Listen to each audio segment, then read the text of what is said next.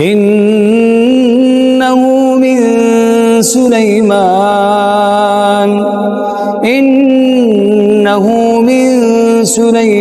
wa innahu bismillahirrahmanirrahim.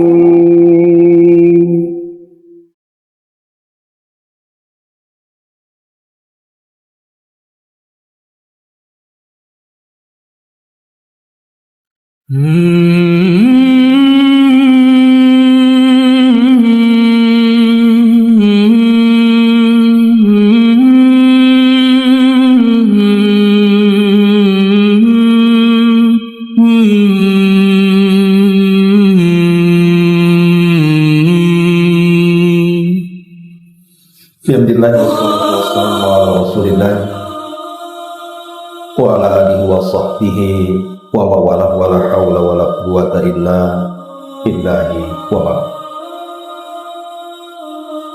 Alhamdulillah, segala puja dan pujian milik Allah Subhanahu wa taala. Salawat dan juga salam kita hadiahkan kepada Rasul kita Nabi besar Muhammad sallallahu alaihi wa alihi wasallam. Ma'asyiral muslimin wal muslimat rahimakumullah. Karena kita sudah masuk di bulan Rabiul Awal dan kita masih berada di awal-awal bulan, tentu bulan Rabiul Awal ini menyimpan sejarah besar bagi kita kaum muslimin. Apa itu? Tentang sejarah Nabi kita Muhammad sallallahu alaihi wasallam. Karena bulan Rabiul Awal ini boleh dikata menyingkat atau meringkas seluruh kehidupan Nabi sallallahu alaihi wasallam. Karena ada peristiwa besar di dalam sejarah yang terjadi di bulan Rabiul Awal, di mana dua peristiwa disepakati dan satu diperselisihkan. Adapun peristiwa yang pertama tentang kelahiran Nabi, itu memang diperselisihkan, tetapi yang masyhur memang beliau lahir di bulan Rabiul Awal. Kemudian yang kedua, hijrah Rasul. Hijrah Rasul sepakat terjadi di bulan Rabiul Awal. Dan yang ketiga, wafatnya Nabi sallallahu alaihi wasallam juga disepakati terjadi di bulan Rabiul Awal. Jadi awal, tengah dan akhir itu semua terjadi di bulan Rabiul Awal. Awal kelahiran, tengah hijrahnya Nabi, dan akhir wafatnya Nabi sallallahu alaihi wasallam. Makanya bulan Rabiul Awal itu menyingkat sejarah Nabi dari awal sampai akhir. Menarik untuk kita kisahkan, karena salah satu pertanyaan yang akan ditanyakan dalam kuburan adalah pertanyaan siapa Nabi. Secara otomatis kita harus paham dan mengenal siapa Nabi kita, karena malaikat Munkar dan Nakir akan bertanya soal itu. Wa man nabiyuka, siapa Nabi? Bagaimana kita akan menjawab pertanyaan itu kalau kita tidak mengenal siapa Nabi kita? Minimalnya sejarahnya. Kemudian berusaha untuk melaksanakan sunnah-sunnahnya. Malam ini kita akan mencoba pelan-pelan, mungkin menyita waktu agak panjang apa-apa ya, karena sejarah Nabi Shallallahu Alaihi Wasallam ini tidak bisa kita kisahkan hanya sejam 2 jam sebenarnya. Boleh jadi kehidupan kita sudah tidak ada, kisah Nabi itu belum tentu selesai dikaji. Tapi kita akan memberi sebuah pengetahuan umum saja secara ringkas tentang sejarah Rasul, bagaimana suka duka beliau sejak lahir sampai wafatnya Nabi sallallahu alaihi wasallam. Ma'asyiral muslimin wal muslimat rahimakumullah. Nabi kita Muhammad sallallahu alaihi wasallam digelari sebagai Abul Qasim. Jadi nama dia memiliki kunyah, namanya Abul Qasim. Kenapa dikatakan Abul Qasim dan siapa Qasim di sini? Kita tahu bahwa Nabi SAW memiliki putra dua dari Khadijah. Anak pertama namanya Qasim, tapi di usia 2 tahun meninggal. Kemudian setelah diangkat menjadi Nabi, punya anak lagi laki-laki namanya Abdullah atau At-Tayyib, tetapi juga meninggal di waktu bayi. Sehingga kemudian karena Qasim itu anak pertama laki-laki, dan anak laki-laki di masa itu sangat berharga, berbeda dengan anak wanita di masa itu sangat rendah sekali, sampai banyak anak wanita itu dikubur hidup-hidup. Makanya anak laki-laki itu jadi kebanggaan di zaman itu. Lah Nabi SAW dikunyah dengan anak pertamanya namanya Qasim, makanya beliau dipanggil dengan Abu Al-Qasim. Dan itu juga disabdakan oleh Nabi SAW ketika melarang puasa di hari yang diragukan 1 hari atau 2 hari sebelum Ramadan. Kata Nabi SAW, barang siapa yang berpuasa yang diragukan di dalam 1 atau 2 hari sebelum masuk puasa Ramadan, faqad asa Abul Qasim, maka dia telah bermaksiat kepada bapaknya Qasim. Maksudnya Nabi SAW. Ma'asyiral muslimin wal muslimat rahimani wa rahimakumullah. Adapun keluarga Nabi SAW,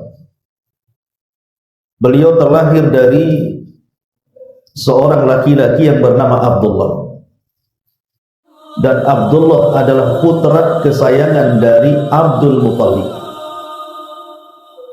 Abdul Muttalib pernah bernadar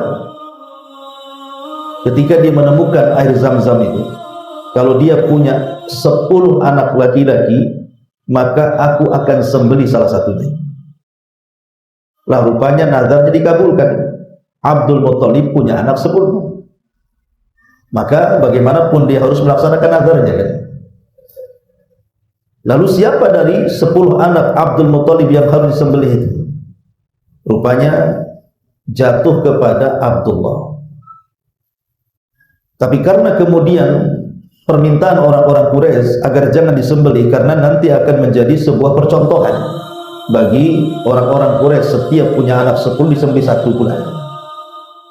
Makanya Abdul Muttalib kemudian berkonsultasi kepada seorang dukun. Kemudian dukun itulah memberikan solusi untuk diundi dengan unta. Sekali ngundi itu 10 ekor unta. Kemudian setiap diundi yang keluar tetap nama Abdullah sampai 10 kali.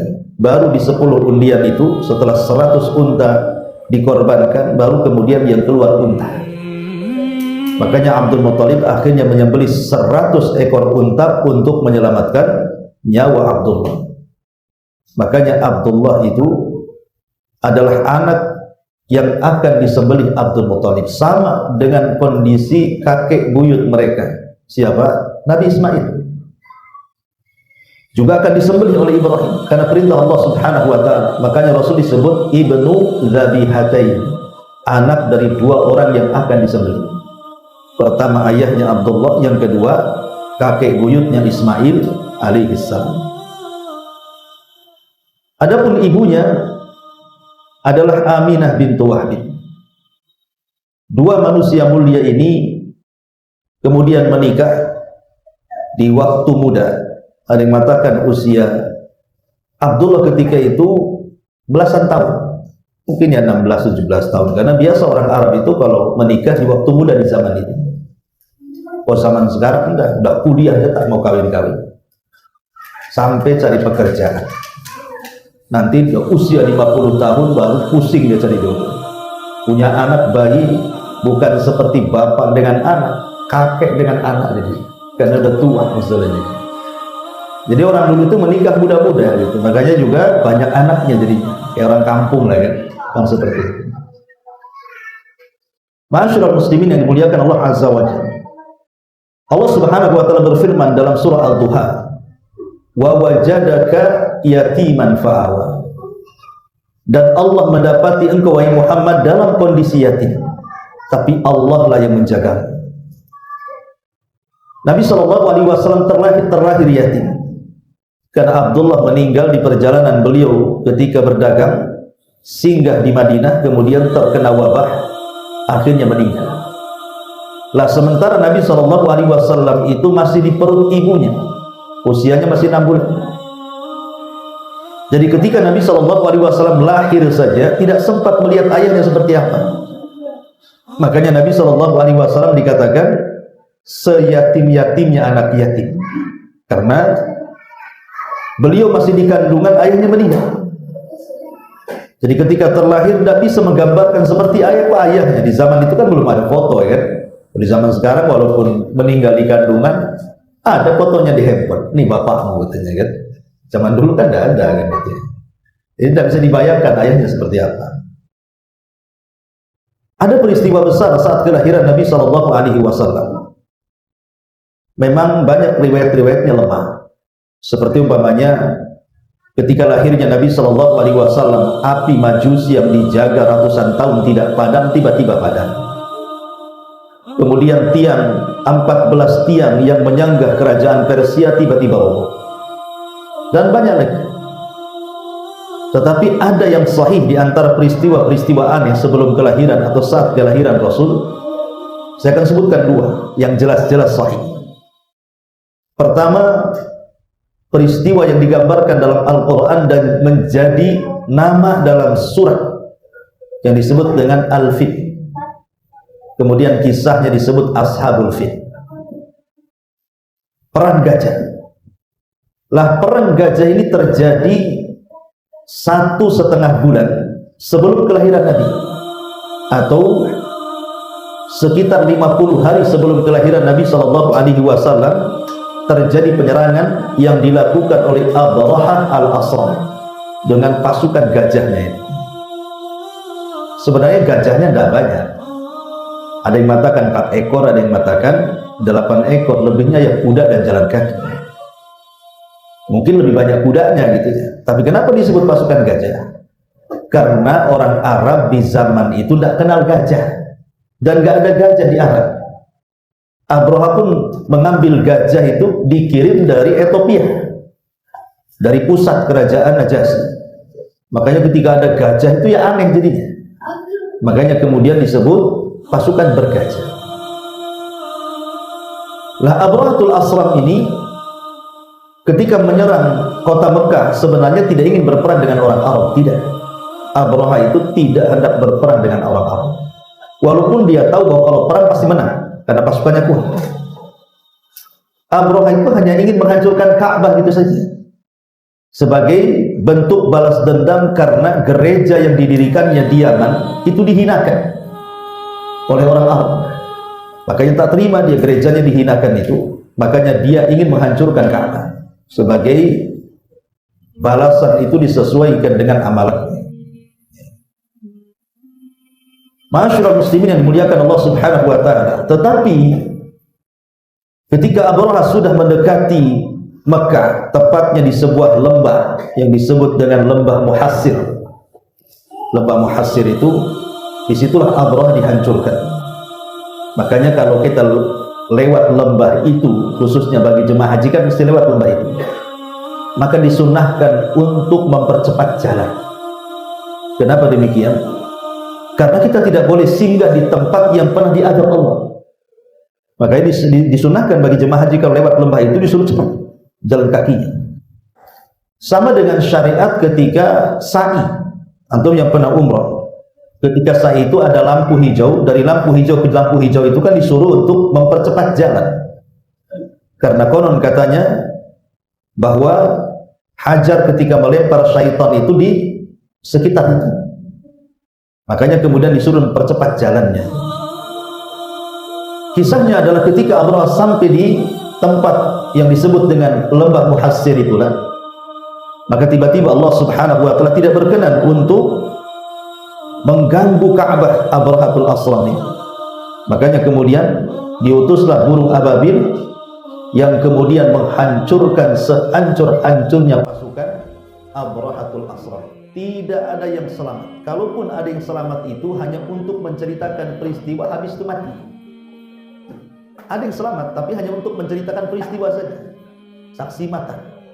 Habis menceritakan kemudian meninggal. Sekarang pertanyaannya adalah, yang menyerang Ka'bah ini agamanya lebih dekat dengan kita, orang Nasrani. Itu kan lebih dekat dengan Islam, karena Nasrani diutus Nabi Isa. Kemudian mereka punya kitab namanya Injil. Sementara yang melindungi Ka'bah ini orang musyrik, penyembah berhala, Lata, Uzza, Manat, Hubal. Kenapa Allah kemudian menolong orang-orang musyrik dan menghancurkan Abraha yang notabene Nasrani dan agamanya dekat dengan kita, kan itu? Nasrani itu lebih sayang dengan kaum muslimin dibandingkan orang Yahudi atau orang musyrik. Dan itu nas Al-Quran, la tajidanna asyaddan nas adawatan lilladzina amanul yahud walladzina asyraku. Engkau akan mendapati manusia yang paling memusuhi orang-orang yang beriman. Siapa mereka? Pertama Yahudi, yang kedua orang musyrik. Ayat ini tidak menyebutkan Nasrani, kan? Tapi kenapa Allah tolong orang-orang musyrik dan Allah hancurkan orang-orang Nasrani? Sebenarnya Allah tidak menolong orang-orang musyrik, tidak. Tapi masalahnya dalam penyerangan itu ada rahasia besar, karena akan lahir 50 hari setelah peristiwa itu seorang nabi dan rasul yang akan menutup para nabi dan rasul dan merupakan pemimpin para nabi dan rasul. Itu masalahnya. Rahasianya di situ, kenapa Allah menghancurkan Abraha. Kan akan lahir, jangan macam-macam, di Ka'bah itu akan lahir seorang anak laki-laki yang sangat spesial, manusia paling agung di jagat raya ini. Makanya Allah hancurkan Abraha. Kemudian peristiwa yang kedua adalah munculnya bintang Ahmad, dan tidak diketahui kemunculannya kecuali orang-orang Yahudi yang ada di kota Madinah. Kenapa di Madinah? Kala itu mayoritas orang-orang Yahudi bercokol di situ. Hijrah dari Yerusalem, hijrah dari Syam ke Madinah, karena ada informasi dari padri mereka, tokoh mereka, bahwa di situ akan lahir seorang nabi. Mereka sangka nabi itu turunan mereka, Bani Israel. Rupanya salah. Nabi itu muncul dari Bani Ismail alias orang Arab yang selama ini menjadi musuh mereka. Lah ketika kemunculan bintang itu, semua tokoh-tokoh Yahudi keluar. Kemudian mereka mengatakan kepada orang-orang Yahudi yang ada di Madinah dan sekitarnya sampai kepada Khaybar, ada enggak di malam kemunculan bintang itu seorang anak yang lahir? Rupanya malam itu tidak ada orang yang lahir, orang-orang Yahudi. Jadi mereka penasaran, harusnya ada yang lahir, karena bintang Ahmad itu menunjukkan kelahiran Nabi yang mereka tunggu. Rupanya dari arah Mekah mereka mendengar di malam itu ada orang yang lahir dari rumah Aminah bintu Wahid. Maka ketika mereka mendengar bahwa justru di Madinah tidak ada bayi lahir, tapi lahirnya justru ada di Mekah, orang-orang Yahudi pun menangis dan mengatakan, zahabat nubuwatu Bani Israel, telah hilang kenabian Bani Israel dan telah berpindah kepada Bani Ismail. Artinya orang Yahudi mengakui itu, tapi mereka karena hasadnya, kenapa Nabi itu lahir dari orang Arab, tidak lahir dari perut mereka Bani Israel. Sejak itulah Yahudi tidak pernah mau mengikuti Nabi kita sampai hari ini. Padahal Nabi SAW berdakwah di Madinah itu cukup lama, 10 tahun. Artinya kan lama, tapi tidak ada orang masuk Islam dari kalangan Yahudi kecuali kurang dari 10 orang. Dari sekian ribu orang Yahudi itu bisa dihitung dengan jari saja. Dan satu-satunya tokoh yang masuk Islam dari kalangan Yahudi adalah Abdullah ibn Salam. Selebihnya tidak ada tokoh Yahudi masuk Islam. Yang ada mereka menentang Nabi dan dakwah Nabi SAW. Ma'asyiral muslimin yang dimuliakan Allah Subhanahu wa ta'ala, ketika Nabi SAW lahir, kebiasaan orang Arab itu, ikhwan, mereka biasa menitipkan anak-anak mereka itu di batu. Jadi orang-orang kota di masa itu kalau lahir anak bayi, maka mereka akan menitipkan di pedesaan. Alasannya tentu banyak, karena di kota ini banyak wabah, tidak sehat bagi anak-anak. Kemudian yang kedua, bahasa Arabnya pun sudah campur aduk. Lihat bahasa orang kota dengan orang desa, macam-macam kan. Bahasa orang kota ini sudah terkontaminasi dengan bahasa-bahasa macam-macam kan, bahasa gaul, bahasa ini, bahasa itu kan. Makanya sudah tidak steril lagi bahasanya. Karena tidak steril itulah makanya akhirnya Nabi SAW di masa bayi itu kemudian dititipkan di pedesaan. Ada sebuah kabilah namanya Bani Sa'idah. Kabilah Bani Sa'idah ini kebetulan sedang terjadi pacaklik hebat, tidak turun hujan. Lah sehingga kemudian para wanita yang memiliki anak bayi, mereka bersama suami mereka dari kabilah Bani Sa'idah, ya sekitar antara 30 sampai 40 wanita itu yang punya anak tentunya, karena kalau tidak punya anak kan tidak keluar air susunya. Mereka berangkat ke Mekah, ke kota, untuk mencari bayi-bayi yang siap disusui, tentu dengan bayaran, ya. Dan semua mendapatkan bayi-bayi orang kaya, sementara bayi Nabi kita Muhammad SAW ini kan udah miskin, yatim lagi. Jadi kalau orang-orang Bani Sa'idah melihat bayi Nabi dan ditawari oleh Aminah itu ditolak, nggak mau gitu. Saya bawa bayi ini apa nanti dapatnya? Kan tujuan mereka kan memang cari uang gitu ya dengan menyusui. Sementara Nabi ini miskin, orang tuanya miskin, apalagi anak yatim lagi. Jadi nggak ada yang mau. Sehingga ada seorang wanita yang telat datang, namanya Halimah Sa'diyah, dan juga suaminya itu mencari-cari bayi orang kaya, tapi sudah nggak ada lagi. Tersisa satu bayi. Itulah putra Aminah Nabi kita Muhammad SAW. Awalnya tidak mau, tapi suaminya mendesak, sudahlah daripada pulang tak bawa bayi, katanya kan, ambil saja, mudah-mudahan ada kebaikan, kata suaminya. Akhirnya kemudian bayi itu diambil. Subhanallah, ketika Nabi SAW kecil itu berada di pangkuan Halimah Sa'diyah, susunya Halimah Sa'diyah itu kurang bagus sebenarnya, dan dia pun sedang kecapean bersama suaminya dengan anak bayinya yang habis melakukan perjalanan yang cukup jauh. Mereka sudah tidak punya tenaga untuk pulang.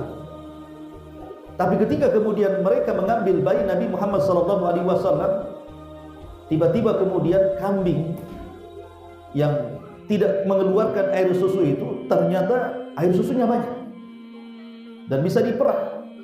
Kemudian mereka meminum dari susu kambing itu, sehingga air susu yang ada pada Halimah itu juga melimpah. Akhirnya kemudian dia pun menyusui putranya dan juga menyusui Nabi kita Muhammad SAW. Anehnya adalah ketika Nabi SAW diletakkan di tete sebelah kirinya Halimah, Rasul tak mau, tidak mau. Tapi kalau diletakkan di tete sebelah kanan, dia mau. Kenapa demikian? Seolah-olah Rasul kecil tahu bahwa tete sebelah kiri Halimah itu untuk putranya Halimah yang masih bayi, ya saudara sepersusuannya. Jadi dia tidak mau mengambil hak daripada saudara sepersusuannya. Subhanallah, bayi-bayi tahu mana hak dia, mana hak orang kan. Antum dah tua, tak tahu pula hak saya, hak dia tak tahu. Main ambil saja. Kan itu. Ini bayi-bayi tahu hak dia. Ini tidak boleh diambil. Ini hak saudara persusuan saya. Jadi dia hanya milih tete sebelah kanan saja. Subhanallah, malam itu mereka bisa tidur dengan nyenyak di Mekah. Dan ketika mereka terbangun di pagi hari, Allah berikan kekuatan, hilang sakitnya. Bahkan kambingnya gemuk-gemuk, bahkan untanya yang kerempeng itu seolah-olah memiliki kekuatan. Sementara kawan-kawan sudah pulang duluan berhari-hari. Tapi disitulah letaknya ada irhasat, keanehan dan keajaiban. Jadi ketika mereka pulang, itu Atan, unta kurusnya itu tiba-tiba melaju dengan kencang seolah-olah tidak punya capek, sampai mampu menyusul kawan-kawannya yang sudah mengambil bayi dan sudah berjalan berhari-hari. Tiba-tiba dia sendiri yang duluan sampai di kabilah Bani Sa'idah, kawan-kawannya tertinggal. Pada secara logika tidak mungkin, tapi itulah irhasat, keanehan yang Allah tunjukkan akan kelahiran Nabi SAW. Lah ketika Nabi SAW berada di Bani Sa'idah, di rumahnya Halimah Sa'diyah itu, Nabi SAW ya umumnya orang menyusui itu kan 2 tahun, 2 tahun saja kan, kemudian disapi. Umumnya menyusui bayi itu 2 tahun, dan begitu perintah Quran. Ya, bahwa menyusui itu 2 tahun, kalau sudah 2 tahun disapi. Jadi setelah 2 tahun disusui oleh Halimah, dikembalikan kepada ibunya ke Mekah. Padahal sebenarnya Halimah masih berat untuk mengembalikan Rasul. Kenapa? Karena selama Rasul berada di pangkuan Halimah itu banyak peristiwa aneh. Ya salah satunya kemudian sering hujan, kambing-kambingnya pun makin gemuk, rezekinya dimudahkan. Pokoknya sangat menguntungkan keberadaan Rasul di tengah-tengah keluarga Halimah ini. Tapi kan perjanjiannya 2 tahun, masalah harus dikembalikan. Entah kenapa kemudian Aminah ini, ibunda Nabi SAW, melihat bahwa usia 2 tahun itu masih belum cukup tinggal di kota, dan meminta kepada Halimah untuk dibawa lagi balik ke Bani Sa'idah. Dan tentu Halimah sangat senang sekali. Itu yang diharapkan kan itu. Makanya akhirnya Nabi SAW pun selama hampir kurang lebih 6 tahun berada di pangkuan Halimah Sa'diyah. Lah di akhir-akhir kekhawatiran Halimah yang kemudian memulangkan Rasul itu, sebenarnya Halimah tidak memulangkan Rasul, tetapi kan ada peristiwa yang menakutkan. Jadi ketika Nabi SAW sedang bermain-main dengan saudara sepersusuannya, Abdullah putra Halimah, tiba-tiba kemudian datang 3 malaikat, malaikat Jibril dan 2 malaikat yang lainnya, tiba-tiba menangkap Rasul yang masih usianya masih kecil kan. Setelah ditangkap tiba-tiba dibelah dadanya, dan itulah pembelahan dada pertama Nabi. Tiba-tiba diambil jantungnya, kemudian dicuci dengan air zam-zam di bejana emas, kemudian dimasukkan lagi, kemudian dijahit kembali, dan itu disaksikan oleh saudara sepersusuan. Namanya anak-anak usia 5-6 tahun tentu polos. Cerita sama ibunya, ibunya ketakutan, apalagi setelah kemudian melihat bekas jahitannya masih ada. Dan tentu ini medis malaikat. Kalau medis manusia dah matilah, pakai alat bius dah mati jerit-jerit kan. Ini kan medisnya malaikat. Ya. Jadi kuasa Allah Subhanahu wa taala, Rasul tidak merasakan sakit. Lah karena kekhawatiran jangan-jangan yang mendatangi bukan malaikat, jangan-jangan mendatangi setan, jangan-jangan yang mendatangi genderuwo, macam-macam lah kekhawatiran Halimah itu, makanya oleh Halimah di usia 6 tahun dikembalikan kepada Khadijah, kepada Aminah. Tapi anehnya ketika kemudian Halimah menceritakan peristiwa itu, peristiwa tentang hal yang menakutkan, pembelahan dada itu, kok kayaknya dah ada khawatir di raut muka Aminah. Sampai Aminah mengatakan, aku tidak heran dengan anakku, karena peristiwa yang lebih memukau saat kelahiran aku pernah menyaksikannya. Jadi saat Rasul dilahirkan, sebagaimana Rasul sendiri yang cerita, ketika dilahirkan oleh Aminah, tiba-tiba memancar cahaya dari rahimnya, kemudian melesat ke arah timur dan barat, seolah-olah ingin mengatakan bahwa bayi ini kelak kalau sudah tumbuh dewasa akan menguasai Persia dan Romawi, karena cahayanya melesat ke sana. Jadi Aminah ya biasa-biasa saja. Tapi karena Halimah sudah ketakutan, akhirnya Halimah pun kemudian pulang dengan menyerahkan baik-baik Nabi SAW kepada pangkuan ibundanya Aminah bintu Wahab. Nah setelah kemudian Nabi SAW pulang kembali kepada Aminah, karena kita tahu Nabi SAW itu disusui oleh 3 wanita. Pertama yang menyusui Rasul adalah ibunda sendiri, ibunya Aminah. Tapi karena susunya kurang bagus, akhirnya disusukan dengan budaknya Abu Lahab, namanya Thuwaibah. Kebetulan dia punya anak bayi juga. Lah Rasul sempat disusui oleh Thuwaibah.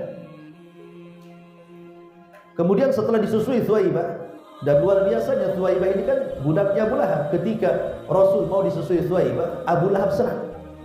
Saking senangnya dia langsung memerdekakan Thuwaibah. Sebenarnya Abu Lahab itu sangat cinta dengan Rasul waktu masih kecil. Ya, sangat senang dengan Nabi itu. Bahkan sampai Nabi SAW sudah menikah dengan Khadijah, Abu Lahab itu sangat suka dengan Nabi. Bukti kesukaannya Abu Lahab apa? Menikahkan 2 putranya dengan 2 putri Nabi. Utbah menikah dengan Ruqayyah dan Utaibah menikah dengan Ummu Kulthum. Itu kan kalau tidak senang tidak mungkin menikahkan 2 putranya kan.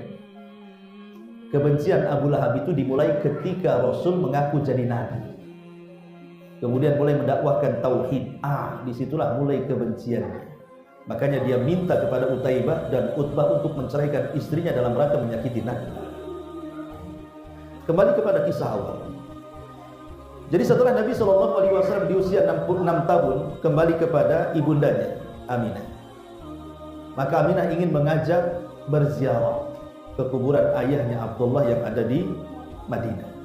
berangkat bertiga bersama Ummu Aiman.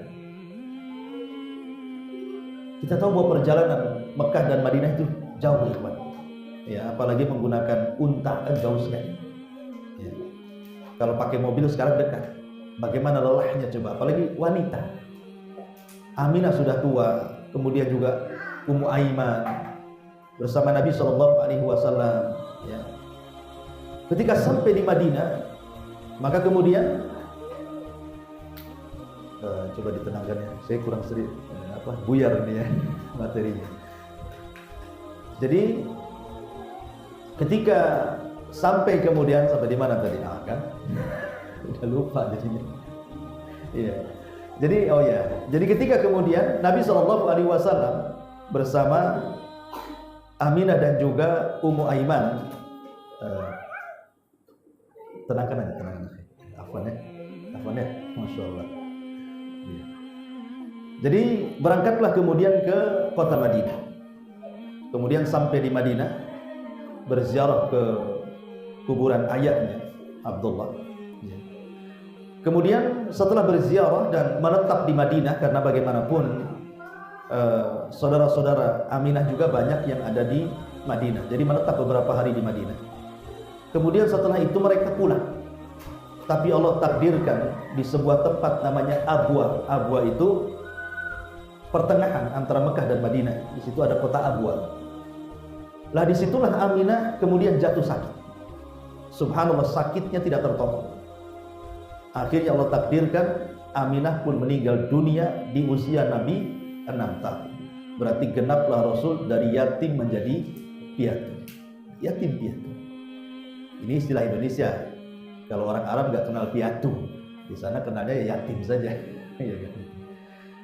Jadi akhirnya Ummu Aiman ini membawa Nabi SAW pulang.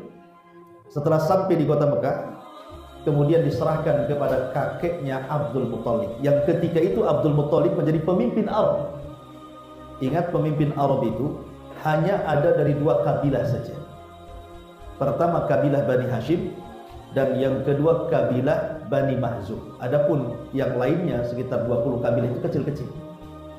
Kalau keseluruhannya disebut Quraisy, ya. Jadi Quraisy ini terdiri dari banyak kabilah. Yang paling besar itu Bani Hashim dengan Bani Mahzum. Lah kebetulan ketika itu Mekah dikuasai oleh Bani Abdi Manaf, Bani Hashim, oleh kakeknya Rasul namanya Abdul Muthalib. Tapi setelah wafatnya Abdul Muthalib diganti kepemimpinan oleh Bani Mahzum. Siapa? Abu Jahal penggantinya, yang dikenal dengan Amr bin Hisham, dikenal dengan Abu Jahal. Jadi kemudian tidak lama dengan kakeknya, dari usia 6 tahun, 7 tahun sampai 8 tahun Allah takdirkan meninggal dunia. Kakeknya meninggal dunia, padahal sangat sayang dengan Nabi SAW, karena Abdul Muthalib itu punya firasat dengan Nabi, bahwa ini orang akan jadi orang besar. Dan yang memberi nama Muhammad sendiri Abdul Muthalib. Saat lahir, Abdul Muthalib itu bermimpi. Dalam mimpinya kemudian dia punya cucu, kemudian diberitahu dalam mimpinya untuk diberi nama Muhammad. Makanya ketika lahir saja bayi itu langsung dibawa ke dalam Ka'bah, kemudian langsung diberi nama Muhammad, dan diberitahu masyarakat Arab bahwa ini cucuku namanya Muhammad. Dan ketika itu tidak ada orang yang namanya Muhammad. Dan Muhammad itu artinya kathratul hamdi, orang yang banyak dipuji. Makanya kenapa Abdul Muthalib ini mengajarkan kepada kita soal apa? Berilah nama anak itu nama terbaik. Karena buktinya ketika Abdul Muthalib memberi nama putra Aminah itu dengan Muhammad, orang yang akan banyak dipuji, menjadi kenyataan kan? Dan hari ini tidak ada nama yang paling banyak di dunia melebihi nama Muhammad. Coba. Makanya ketika Allah Subhanahu wa taala menurunkan ayat inna syani'aka huwal abtar, sesungguhnya yang membenci wahai Muhammad mereka yang akan terputus penyebutannya, menjadi sebuah kenyataan. Lihat, musuh-musuh Nabi tidak pernah disebut-sebut sampai hari ini. Kalaupun disebut namanya hanya untuk dalam bentuk celaan saja. Seperti Abu Lahab disebutnya, Abu Jahal disebut hanya untuk mencela. Tapi nama Muhammad SAW akan terus mengiang di telinga kaum muslimin, bahkan di telinga semua manusia, dari ujung barat timur sampai ke mana-mana. ketika azan disebut nama Muhammad, ketika bersolawat disebut nama Muhammad, ketika tasyahud dalam salat disebut nama Muhammad, ya kan? Ketika ada mu'allaf disebut nama Muhammad. Dulu namanya Michael, masuk Islam Muhammad Michael. Semua. Bahkan orang kafir pun ada nama Muhammad itu, padahal dia bukan muslim, tapi kasih nama Muhammad atau Ahmad. Kenapa demikian? Karena nama ini sudah direkomendasikan Allah, wa rafa'na laka dzikrak, kami akan angkat penyebutannya. Tapi musuh-musuh Allah, musuh-musuh Nabi tenggelam namanya. Sampai orang kafir atau sesama musyrik hari ini pun tidak mau memberi nama anak-anak mereka dengan nama musuh-musuh Nabi. Pernah antum dengar ada orang kafir dikasih nama anaknya Abu Jahal? Siapa namanya? Abu Jahal, Abu Lahab. Nggak ada. Orang kafir pun tak mau. Coba bayangkan, orang kafir pun benci dengan nama itu. Buktinya tidak ada anak-anak orang kafir dikasih nama musuh-musuh Nabi. Itulah terputusnya penyebutan mereka.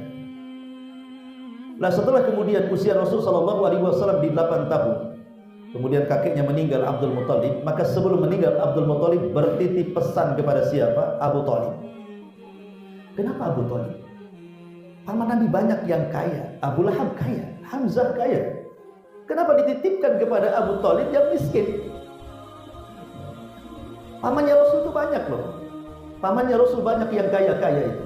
Tapi kenapa diserahkan dan diwasiatkan untuk merawat Rasul itu kepada Abu Thalib? Karena Abdul Muthalib itu istrinya banyak. Istrinya banyak, anaknya juga banyak. Dan yang seibu sebapak dengan ayahanda Rasul itu adalah Abu Thalib, itu saudara kandung. Adapun paman-paman Rasul yang lain itu saudara seibu. Tentu ketika saudara itu sekandung, ikatan emosionalnya itu kan lebih erat gitu ya. Makanya kemudian Abdul Muthalib lebih memilih Abu Thalib untuk merawat Nabi SAW. Padahal anaknya banyak dan miskin Abu Thalib itu. Rupanya memang Allah sudah mentakdirkan seperti itu. Rasul harus memang digembleng dari kecil supaya hidup prihatin, diajari kesabaran karena dia akan menjadi orang sukses nantinya. Masyaallah muslimin yang dimuliakan Allah Azza wa Jalla, ketika Nabi SAW di usia 8 tahun kemudian beralih tangan kepada Abu Thalib. Abu Thalib juga sayangnya kepada Rasul melebihi anak-anaknya. Luar biasa. Jadi Abu Thalib itu sayangnya kepada Rasul itu luar biasa, melebihi anak-anaknya. Ketika Nabi SAW kemudian di usia 12 tahun, biasa usia 12 tahun, 13 tahun, belasan tahun lah, walaupun belum balik. Orang-orang Quraisy itu sudah biasa mendidik anak-anak mereka sedari kecil untuk menjadi pembisnis ulung. Karena yang namanya darah perdagangan, dunia bisnis, dunia dagang itu sudah mengakar mengurat di tubuh orang-orang Quraisy sampai kepada anak-anaknya. Jadi anak-anak Quraisy itu cita-cita mereka ingin jadi pedagang. Semua orang-orang Quraisy, termasuk Nabi SAW. Makanya ketika kemudian Abu Thalib melakukan perjalanan dan usia Rasul sudah 12 tahun, maka Rasul meminta untuk diajak. Maka karena sayangnya, akhirnya kemudian diajak juga Rasul untuk dilatih berniaga. Berangkatlah dari Mekah ke Syam. Rupanya sampai di perbatasan Syam, tiba-tiba kemudian dicegat oleh seorang pendeta. Ada yang mengatakan pendeta ini adalah pendeta yang sangat ekstrim di kanisahnya, di tempat ibadah, sehingga diusir. Ya. Diusir dari kaumnya, kemudian tinggal di padang pasir. Ada yang mengatakan pendeta ini punya pengawal dukun, dan dukun ini suka ngeramal. Dan di antara ramalannya bahwa akan lewat seorang nabi di situ dengan ciri-ciri pohon atau apa lagi. Lah entah hari itu ketika ada rombongan Abu Thalib tiba-tiba dicegat oleh pendeta ini, namanya Buhairah Rahib.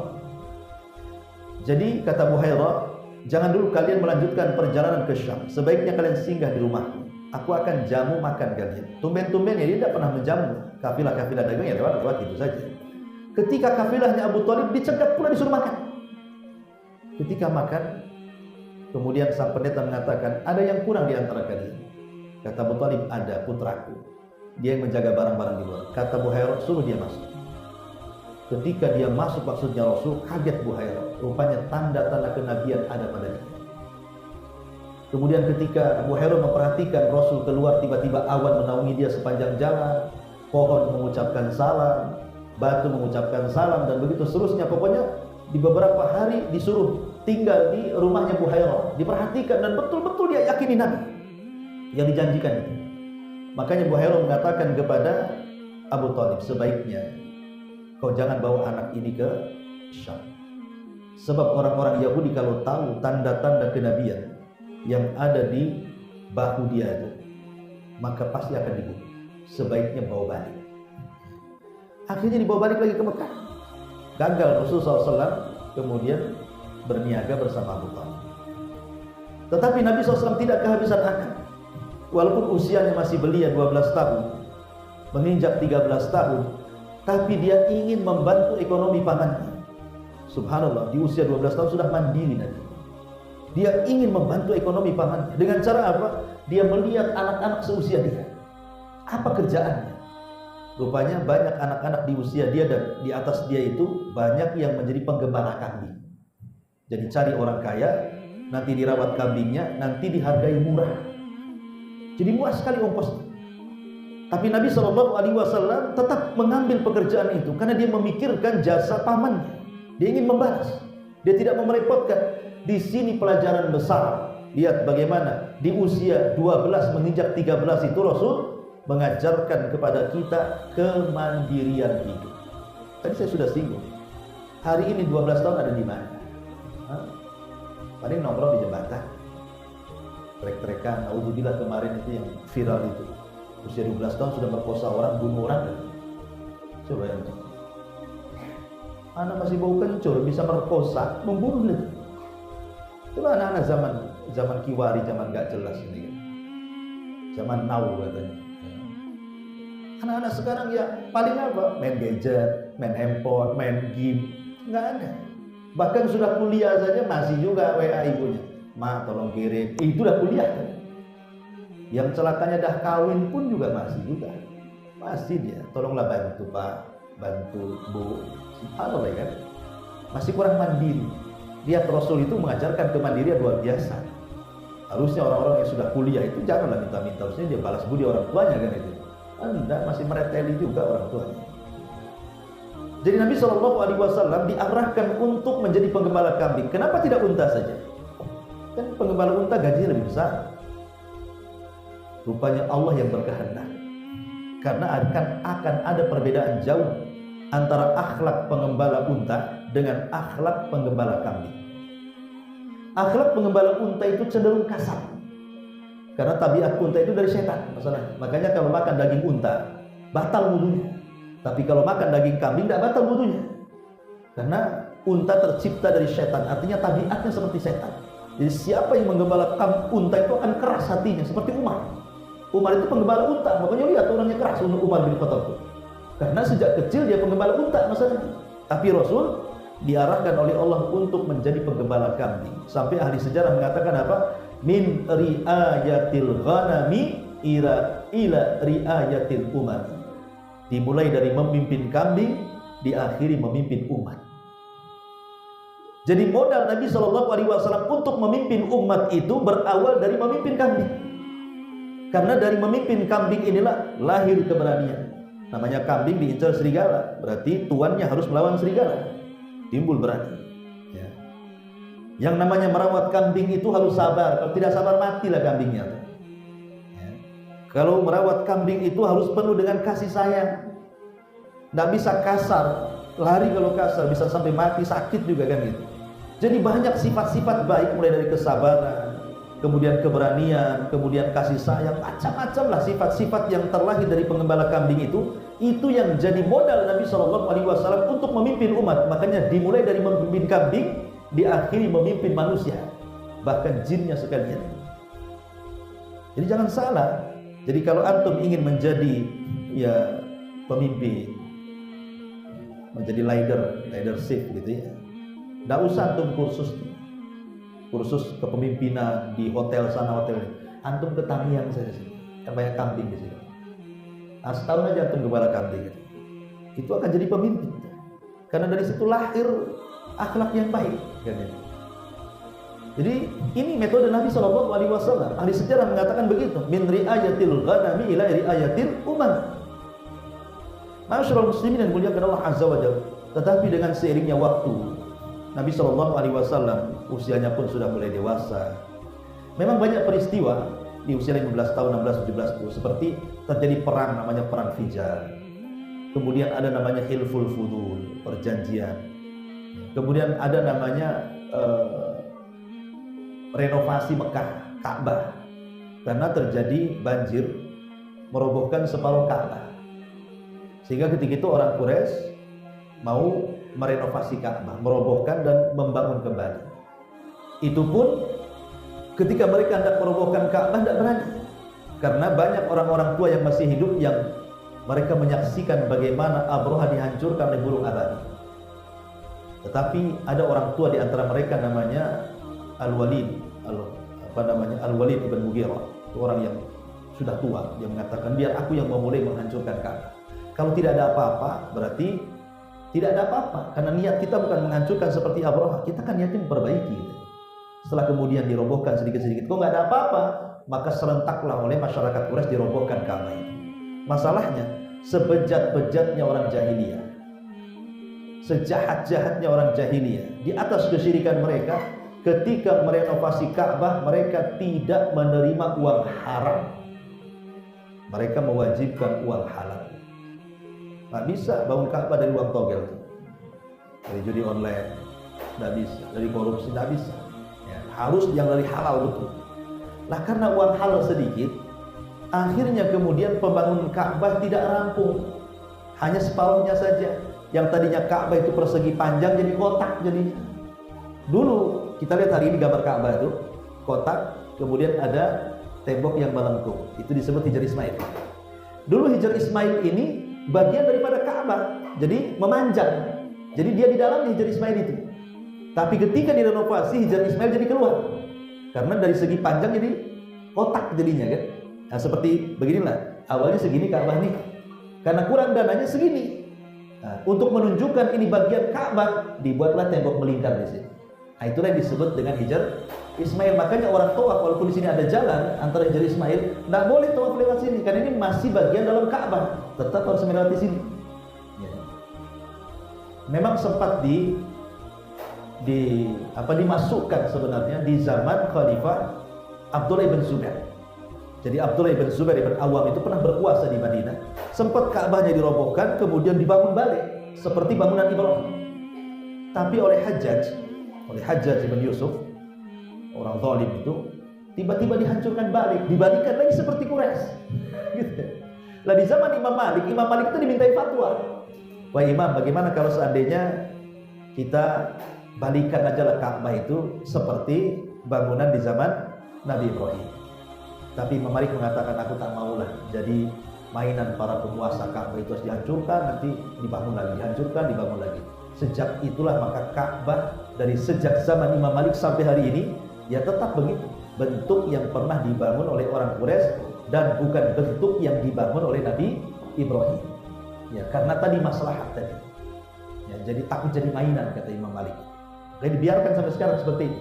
Cuma ditandai saja oleh tembok yang melingkar bahwa itu bagian daripada Ka'bah. Intinya bahwa ketika Ka'bah sudah dibangun, ketika mereka meletakkan batu itu, mereka hampir perang. Siapa yang layak meletakkan Hajar Aswad itu? Hampir perang mereka. Tapi kemudian orang bijak di antara mereka begini saja, daripada kita perang, gini sajalah. Kita tunggu siapa yang akan keluar dari pintu itu kan. Kita taruhan siapa yang keluar dari pintu itu. Kalau dia keluar, dia berhak untuk membopong batu dan meletakkan di tempatnya Hajar Aswad. Rupanya yang keluar dari pintu itu Nabi. Di usia 17 tahun itu, belum jadi Nabi pun kan itu. Maka orang berteriak, kenapa? Karena mereka tahu siapa Rasul, walaupun di usia 17 tahun. Tapi akhlaknya sangat dipuji oleh orang Arab. Dia sangat jujur dan amanah, shadiqul amin. Dan itu gelar itu didapati ketika menjadi penggembala. Jadi gelar shadiqul amin itu didapati Rasul saat menjadi penggembala kambing. Jadi kawan-kawan seusianya nih, kalau seandainya ada acara di luar, entah menghadiri pernikahan, entah ulang tahun, entah apa gitu kan tidak mungkin mereka meninggalkan kambing-kambing tuannya. Bisa hilang, bisa kabur, bisa denda sama tuannya kan. Akhirnya mereka menitipkan kepada Rasul. Ya bahasa kita titip dulu lah kambingnya, saya ada acara gitu ya. Dan Rasul sangat senang dititipi kambing. Anehnya, walaupun nitip kambing itu ribuan ekor, bahkan bukan ratusan ekor, ribuan ekor dari teman-temannya, tidak ada satu kambing pun yang hilang, tetap dirawat Rasul dan makin gemuk. Maka teman-temannya sejak itu melakobi Rasul dengan sebutan orangnya jujur, orangnya amanah. Jadi kalimat itu tersebar di kawan-kawan Nabi sesama penggembala kambing awalnya. Tapi kemudian setelah Nabi dewasa, mulai terkenal nama itu bukan hanya di antara para penggembala kambing, tapi seantero Mekah. Bahkan rumah Rasul menjadi rumah titipan. Ya, jadi kalau ada orang mau safar, zaman dulu kan belum ada ATM. Ya uang pun masih digondol dengan karung kan gitu ya. Sekarang kan pakai ATM, tinggal gosok aja. Dulu ya pakai bawa karung lah kan gitu ya. Apalagi zaman dulu kan pakai emas, pakai perak gitu uangnya. Gak mungkin mereka dibawa dagang ke Syam, bisa dirampok orang kan gitu.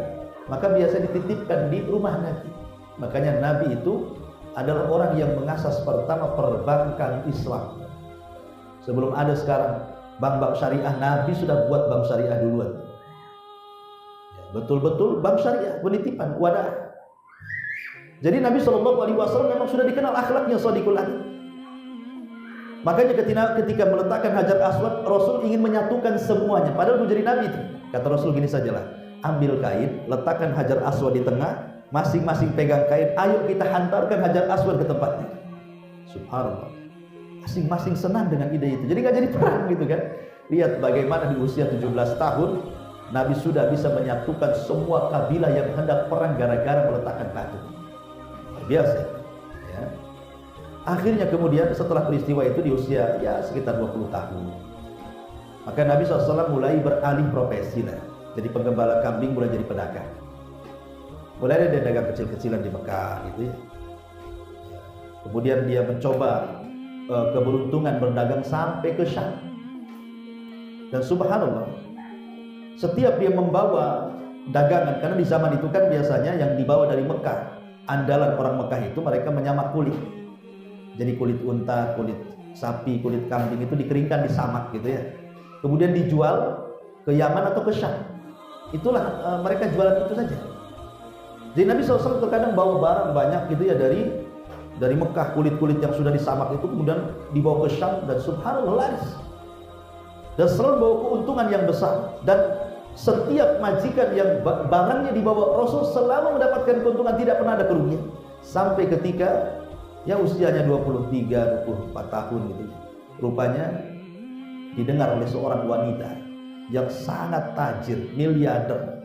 Itulah Khadijah bintu Khuwailid, wanita kaya, wanita yang disebut wanita thahirah, wanita suci, karena walaupun dia belum masuk Islam, karena memang Rasul juga belum diangkat jadi Nabi, tapi dia sudah tidak membuka aurat, dia tutup auratnya pakai hijab. Makanya orang-orang menyebutnya wanita suci di zaman itu. Kedengaran sama Khadijah, ada anak muda yang amanah, yang ganteng, orangnya shadiq, jujur, pokoknya wah luar biasa. Dia ingin mencoba keberuntungan, bekerja sama dengan anak muda itu. Akhirnya dicarilah anak muda itu, maksudnya Rasul, kemudian dipertemukan dengan Khadijah. Khadijah mengatakan, wahai Muhammad, bagaimana kalau seandainya kita berbisnis? Aku yang memberikan modal, kau yang mainkan modalnya dengan menggunakan sistem mudharabah, bukan sistem syirkah, mudharabah. Khadijah yang punya modal, Rasul yang menjalankan modalnya. Tapi Nabi SAW tidak langsung mau. Dia mengatakan, tunggu dulu sampai saya minta izin kepada pamanku, hatta asta'dzina ammi, sampai aku minta izin sama pamanku. Subhanallah, mau jualan saja harus izin pamannya. Ya, karena pamannya itu adalah pengganti ayah. Disitulah bentuk birrul walidain. Bagaimanapun tetap harus izin sama paman. Ketika bercerita kepada Abu Thalib, senang Abu Thalib. Kata Abu Thalib, ambil saja peluang ini. Maka sejak dapat izin dari Abu Thalib untuk mengambil peluang ini, karena Khadijah ini gak kira-kira kalau ngasih modal, wanita kaya kan itu. Maka kemudian dimainkanlah harta Khadijah dengan Nabi SAW, dan setiap membawa dagangan Khadijah baik ke Yaman ataupun ke Syam, keuntungannya berlipat ganda. Keuntungannya banyak sekali, sampai Khadijah heran. Dia suka bekerja sama dengan orang, tapi tidak banyak keuntungannya. Tapi ketika dikelola oleh Nabi, untungnya selalu meroket gitu kan. Jadi dia penasaran, belum lagi akhlaknya yang baik, gitu ya. Belum lagi orang yang memang jujur, pandai dagang pula kan gitu. Makanya kemudian Khadijah kan punya budak laki-laki namanya Maisarah. Kata Khadijah, wahai Maisarah, kamu kali ini ikut bersama Muhammad. Awasi, titeni gitu bahasa kitanya. Lihat, catat apapun kejadian sepanjang perjalanan dari Mekah sampai ke Syam. Nanti ceritakan kepada aku. Yang kau lihat dari Muhammad itu apa? Maka Maisarah pun kemudian diikutkan dalam berniaga bersama Nabi SAW. Subhanallah, Maisarah melihat akhlak yang luar biasa. Kemudian keajaiban-keajaiban yang luar biasa. Sepanjang jalan, awan itu senantiasa mengikuti Rasul seolah-olah tidak pernah kepanasan dengan teriknya matahari. Anda tahu di Arab itu kan panas kan itu ya. Kemudian juga batu-batu yang lewat itu mengucapkan salam. Kemudian setiap lewat pohon mengucapkan salam. Banyak keanehan yang ditulis oleh Maisarah tentang perjalanan. Belum ketika sampai di Syam bagaimana cara berniaga yang luar biasa yang dilakukan Rasul, semua dicatat untuk dilaporkan kepada Khadijah. Jadi ketika dapat informasi dari Maisarah itulah makin suka Khadijah dengannya. Belakangan jatuh cinta. Akhirnya ingin menikah dengan Rasul. Lah ketika itulah keinginannya dikemukakan kepada saudarinya namanya Nafisah. Jadi Khadijah mengatakan kepada Nafisah, Nafisah, kau datanglah kepada Muhammad, mau nggak dia nikah sama aku? Coba, bukan Rasul yang datang kepada Khadijah, mau nggak nikah dengan aku? Ya tak mungkin majikannya kan gitu ya. Dia ngasih modal, kurang ajar bahasanya. Ini enggak majikannya. Kalau antum di posisi Nabi, ada janda, kaya, akhlaknya bagus gitu ya, miliarder, rumahnya di mana-mana, datang ke antum yang kere, mau nggak nikah dengan aku? Kira-kira jawaban aku mau gitu. Besok gitu. Enggak, Nabi SAW tidak langsung menerima. Padahal sudah jelas, walaupun dia janda menikah 2 kali, tapi dia orang cantik, ya namanya orang kaya, walaupun tua kalau banyak hartanya itu biasanya muda kan. Logikanya kan begitu kan. Kalau ada orang kaya, kemudian dia usianya sudah ya 40 tahun. 40 tahun kan Khadijah 40 tahun ketika menikah dengan Rasul. Lihat orang-orang kaya di usia 40 tahun ini. Tak kelihatan tua kan? Ya karena mereka punya duit, bisa merawat. Coba orang miskin. Jangan cerita 40 tahun, 20 tahun kayak nenek-nenek. Karena tidak ada perawatan, tidak bisa beli skincare atau apa istilahnya. Kan gitu ya. Apalagi disuruh kerja sama orang tuanya, bantu orang tuanya. Apalagi mau kerjanya dipanas-panaskan. Makanya lihat Nabi SAW mendapatkan keberuntungan yang luar biasa. Tapi Rasul tidak langsung mengiyakan. Dia mengatakan apa? Tunggu dulu wahai Nafisah. Bilang sama Khadijah, tunggu sampai aku minta izin paman. Lagi-lagi dia minta izin paman. Mau dagang minta izin, mau nikah pun minta izin. Subhanallah, birrul walidain. Ya. Orang sekarang mana? Apalagi antum anak rantau. Antum kawin di Batam, orang tua tak tahu. 10 tahun di Batam pulang bawa 5 anak, bingung orang tua ini siapa kan? Gak ada izin-izin ya kan. Tapi Rasul ini mengajarkan bagaimana birrul walidain, mengajarkan birrul walidain. Masyaallah muslimin yang dimuliakan Allah azza wa. Singkat kata akhirnya menikahlah Rasul dengan Khadijah dan dilamarkan oleh Abu Thalib.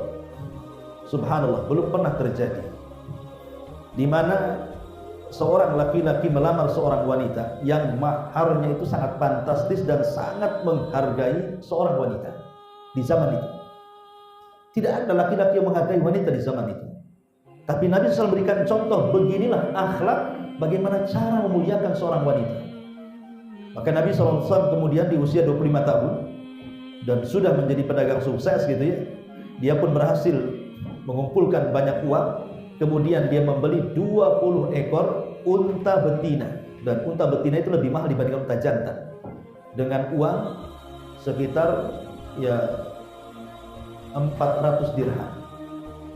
Ya 400 dirham ya berapalah, banyak juga 400 dirham. Karena rata-rata Nabi SAW kalau menikah itu maharnya 400 dirham dengan semua istri. Istrinya Rasul kan 11 ya. Baik dengan Aisyah maharnya 400 dirham, kemudian dengan Saudah juga 400 dirham, dengan Hafsah rata-rata mahar Rasul itu 400 dirham, kecuali Khadijah. Khadijah itu plus uang plus unta, jadi luar biasa maharnya. Karena memang itulah wanita yang paling dicintai Nabi Shallallahu Alaihi Wasallam. Dan selama menikah dengan Khadijah, Rasul tidak pernah poligami dan sangat mencintai Khadijah. Makanya kematian Khadijah itu sangat memukul Nabi sampai tahunnya disebut tahun kesedihan. Setahun tidak bisa melupakan Khadijah. Makanya luar biasa Khadijah di mata Nabi Shallallahu Alaihi Wasallam, sampai satu hari Aisyah itu pernah cemburu. Karena biasanya begini, kalau ada saudari Khadijah bertamu ke rumah Rasul, Rasul ini terkadang suara saudari dengan Khadijah itu hampir mirip-mirip suaranya. Jadi kalau diingatkan dengan suara saudarinya Khadijah, teringat dengan Khadijah. Kalau teringat dengan Khadijah, langsung menyembelih kambing, kemudian dagingnya dibagi-bagikan ke saudara-saudara dan teman-teman Khadijah. Sehingga Aisyah ini heran dengan perlakuan Nabi kepada Khadijah dan mengatakan, Rasul, di depanmu ada gadis masih muda, cantik, kok bisa kamu memuji nenek-nenek yang sudah mati? Jadi Aisyah cemburu gitu kan. Dia sudah mati, sudah nenek-nenek pun, di depanmu ada gadis cantik, kok kamu gak tertarik dengan aku? Asli dia yang disebut-sebut. Nah, kadang-kadang ikhwan, ini kalau istri Nabi saja berpoligami bisa cemburu sama orang yang sudah meninggal. Nah, begitu. Jadi akhirnya kemudian Rasulullah SAW ingin menjelaskan posisi Khadijah di mata Aisyah. Kenapa begitu sayang dengan Khadijah dan cinta? Maka Rasul mengatakan, ya Aisyah, bukan begitu. Khadijah itu wanita yang pertama beriman di saat manusia kafir. Khadijah wanita yang pertama membenarkan di saat manusia mendustakan. Khadijah yang menginfakkan semua hartanya di saat manusia bakhil. Dan dari rahimnya lahirlah keturunanku. Dan ini tidak ada pada istri-istriku termasuk aku. Kata Rasul. Ya, dijelaskan, makanya Aisyah langsung terdiam. Jadi masyarakat muslimin yang dimuliakan Allah Azza wa Jalla, maka menikahlah Nabi dengan Khadijah. Akhirnya lahir dari perut Khadijah 2 laki-laki dan 4 wanita. Lahirlah Qasim, lahirlah Abdullah. Kemudian dari wanita dimulai dari Zainab yang paling tua. Kemudian di bawah Zainab ada Ruqayyah, di bawah Ruqayyah ada Ummu Kulthum, di bawah Ummu Kulthum ada Fatimah. Jadi semua putra putri Rasul ada 6 dari rahim Khadijah. Adapun Ibrahim bukan dari rahim Khadijah, tapi rahim dari budaknya namanya Maria Kiptiah. Jadi putra Rasul semuanya 7, 6 dari Khadijah, 1 dari Maria Kiptiah. Kemudian Nabi SAW ketika menikah dengan Khadijah, betul-betul Khadijah menyerahkan semua kekayaannya. Seolah-olah Khadijah ingin mengatakan, ini rumah milikmu, ini modal milikmu, ini semua uang di ATM milikmu, ini aset-aset milikmu. Semua diserahkan kepada Nabi. Kenapa Khadijah begitu percaya dengan Nabi? Kalau zaman sekarang antum nikah dengan janda kaya, nggak ada ceritanya. Ini rumah untuk akang, ini mobil untuk abang, ini tanah untuk emas, nggak ada ceritanya. Yang ada ke notaris, ini milikku, milikmu juga ke sana ke notaris kan. Nanti kalau cerai tak bisa kita main ambil-ambil kan ini. Karena antum ini model gak dipercaya. Kalau nikah sama janda kaya pasti antum nikah lagi masalahnya. Makanya dinotariskan kekayaannya gitu. Kalau di janda yakin dengan Rasul, pasti dia amanah, setia. Subhanallah. Ya. Akhirnya kemudian memang Rasul menjadi peniaga besar. Bagaimana tidak? Semua yang dulunya modal sedikit, sekarang semua modal dipegang dia. Semua usaha dipegang dia. Apa enggak jadi pedagang besar Nabi? Jadi Nabi itu menjadi pedagang sukses besar sekali. Disitulah dia kenal dengan orang-orang sesama pedagang besar. Ya namanya pedagang besar ya pasti kawannya juga pedagang besar kan. Kalau pedagang kecil ya dengan pedagang kecil. Orang jual es cincau ya kawannya sama-sama jual es kan gitu ya. Gak mungkin jual es cincau pula kawan yang punya PT Timah dan gak ketemu kan. Jadi Nabi ya kawannya dengan pedagang-pedagang besar. Disitulah kenal Abu Bakar, kenal Utsman, kenal Abdurrahman, kenal pedagang-pedagang Abu Ubaidah, kenal jadinya tokoh-tokoh yang kelak justru mereka masuk Islam. Tapi Nabi sudah kenal ya dengan pedagang-pedagang sukses ini di masa dia jadi pedagang. Dan pedagang itu subhanallah berbeda dengan orang yang kerja di PT, dengan buruh, beda. Karena pergaulan pedagang ini biasanya luas. Kalau orang di PT ya sesama orang PT aja dari 50 tahun dia kerja sampai pensiun ya itu aja kawannya. Atau orang yang kerja di kantor jadi guru, itu aja kawannya. Tapi pedagang ini kan belusukan kemana-mana. Coba itu pedagang es, belusukan ke gang-gang, akhirnya kenal semua orang kan. Pedagang ini luas dia jangkauannya, dan memang Allah sudah persiapkan seperti itu. Karena dia akan menjadi nabi harus luas jangkauannya, luas kenalannya. luas orang-orang yang akan didakwahinya. Makanya memang Nabi sudah dididik dari pengembala kambing menjadi pedagang kan gitu. Tapi di usia Nabi SAW yang sudah sepuh, ya kira-kira mungkin 37 tahun, mendekati 40. Nabi sudah mulai risih dengan kondisi orang-orang Quraisy. Fitrahnya melawan. Karena orang-orang Quraisy ini semakin hari semakin jahat.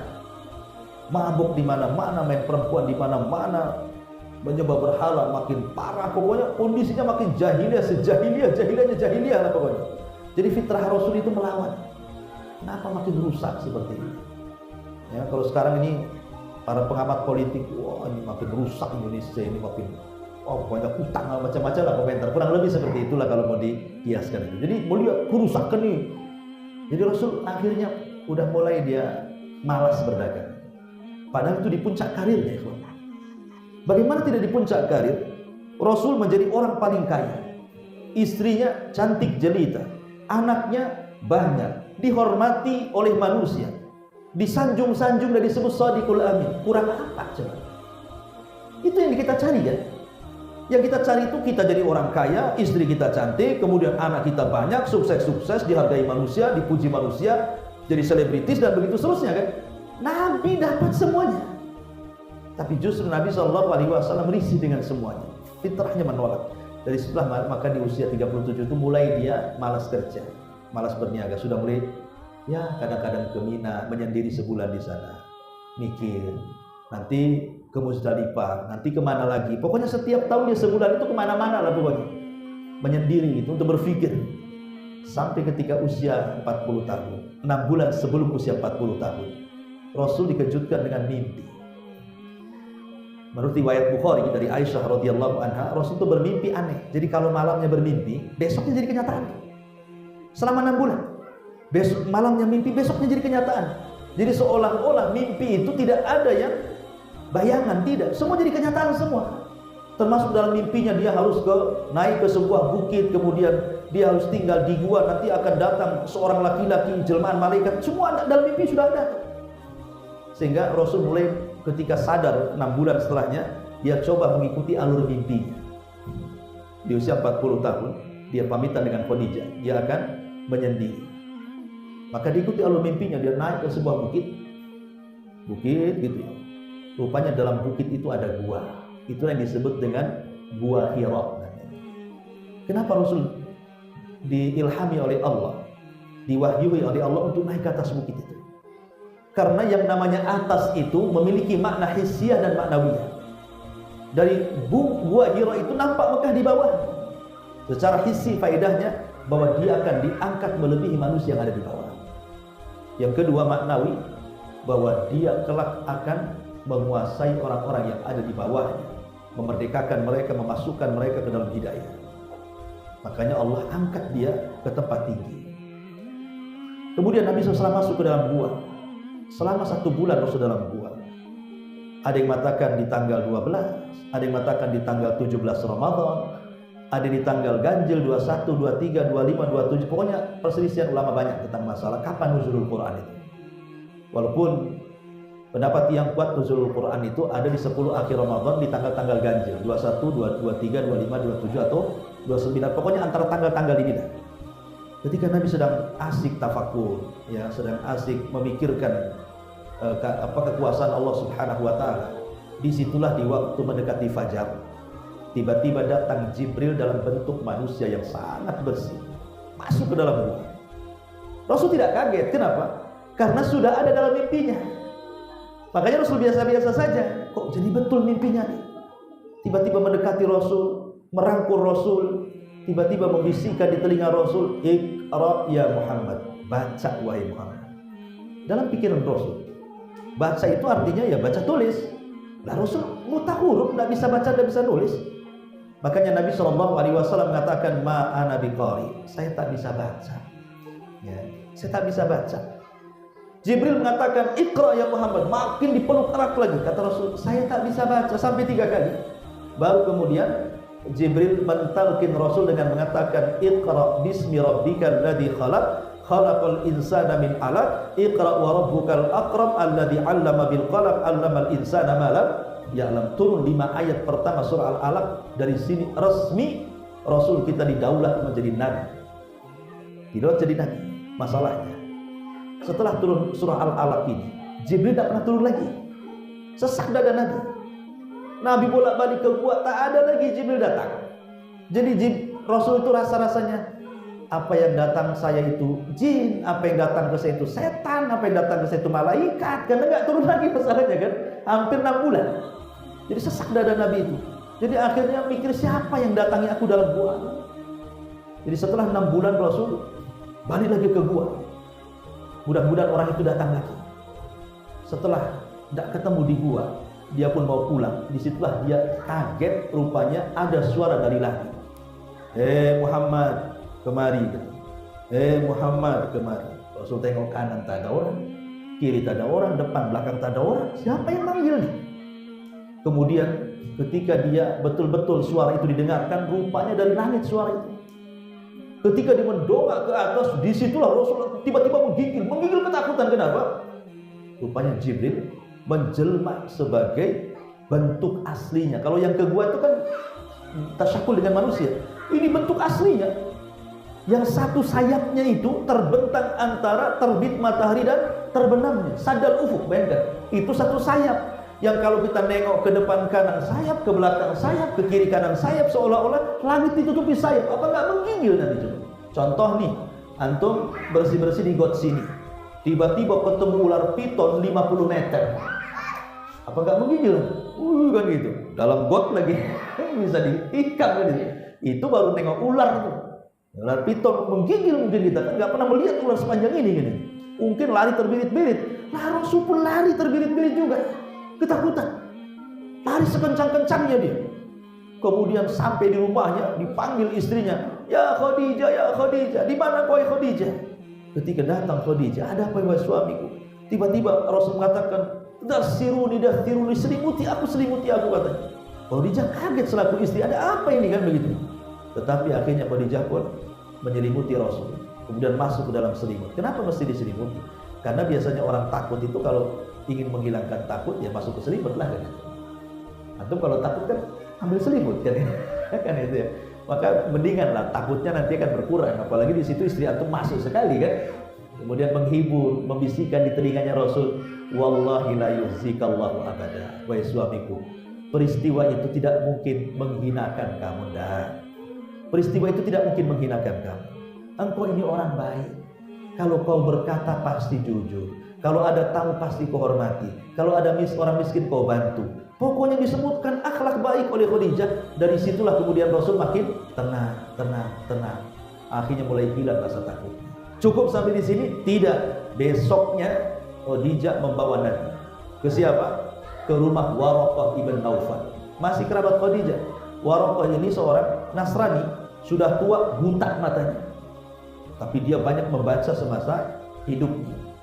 Jadi ketika kemudian Khadijah bertanya kepada Waraqah, wahai saudaraku Waraqah, ini suamiku begini. Apa tandanya? Kaget Waraqah. Kata Waraqah, itu makhluk yang menemui suamimu wahai Khadijah. Itu namanya namus. Namus itu makhluk yang bersayap. Namus ini pernah datang kepada Musa dan Isa. Dan ketika Namus datang kepada Musa dan Isa, keduanya jadi nabi. Sekarang Namus itu datang kepada suamimu, yakinilah dia akan jadi nabi. Dia akan jadi nabi. Dan kalau dia jadi nabi, pada saatnya kata Waraqah, aku yang akan membelanya. Tapi sayang, 6 bulan setelah konsultasi, Waraqah meninggal dunia. Tapi dia beriman kepada Rasul. Sehingga terjadi perselisihan, siapa orang dewasa yang pertama beriman kepada Rasul? Abu Bakar kah? Waraqah kah? Ada yang mengatakan Waraqah, ada yang mengatakan Abu Bakar. Ada yang memerinci, Waraqah itu beriman kepada Rasul di saat kenabian, tapi Abu Bakar itu beriman kepada Rasul di saat kerasulan. Ya. Jadi beda babnya di sini. Ya. Tapi yang jelas bahwa akhirnya Nabi SAW pun mulai sadar bahwa dia telah diangkat menjadi Nabi.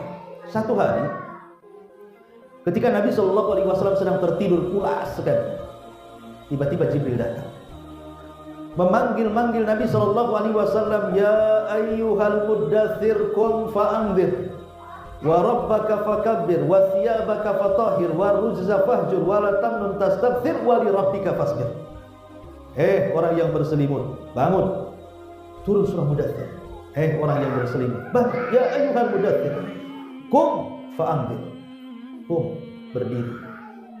Beri peringatan kepada manusia. Kemudian Allah Subhanahu wa taala menurunkan surah Al-Mudaththir 1 sampai 5. Kemudian setelah 1 sampai 5 berarti resmilah Rasul didaulat menjadi Rasul, karena menjadi Nabi dengan surah Al-Alaq dan menjadi Rasul dengan surah Al-Mudaththir. Lah sejak itulah Rasul mulai berdakwah.